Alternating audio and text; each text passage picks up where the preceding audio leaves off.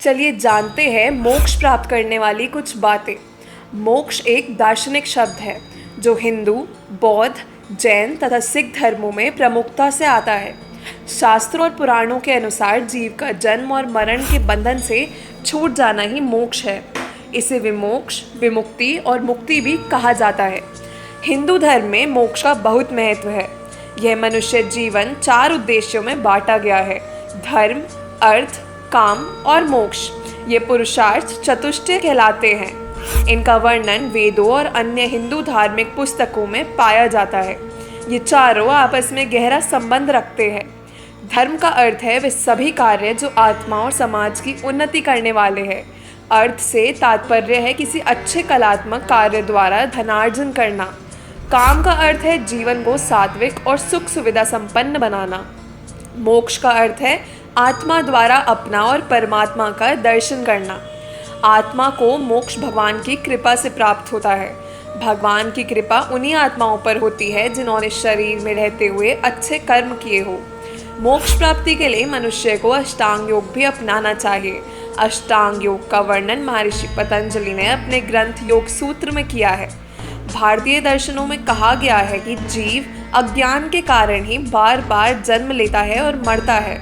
इस जन्म मरण में मनुष्य मोक्ष प्राप्त कर लेता है, तब फिर उसे इस संसार में आकर जन्म लेने की आवश्यकता नहीं होती है। मोक्ष परम अभीष्ट अथवा परम पुरुषार्थ है। मोक्ष की प्राप्ति का उपाय आत्म तत्व और ब्रह्मा तत्व का साक्षात करना बतलाया गया है। सांख्य के मत से तीनों प्रकार के तापों का समूल नाश ही मुक्ति या मोक्ष है।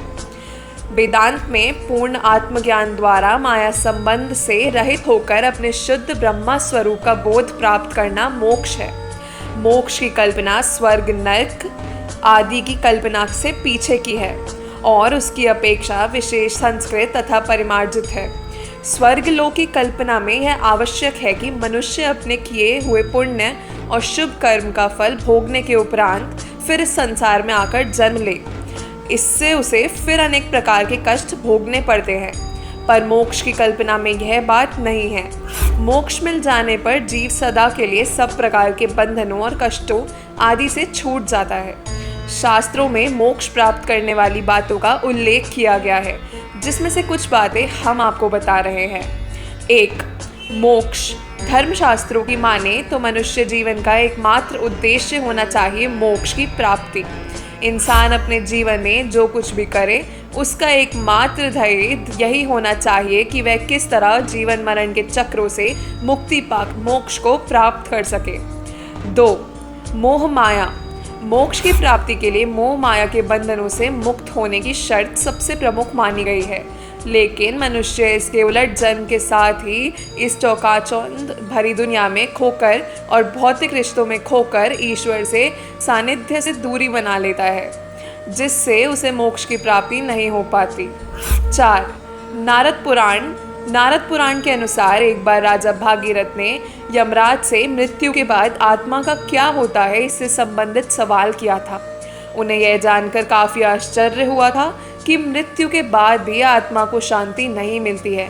वह जीवन मृत्यु के चक्र में उलझ जाती है, जिसके बाद यमराज ने उन्हें बताया था कि अगर कोई व्यक्ति वाकई मोक्ष की कामना करता है तो उसे अपने मनुष्य जीवन में बहुत से कर्म करने और बहुत से कर्म त्यागने पड़ते हैं।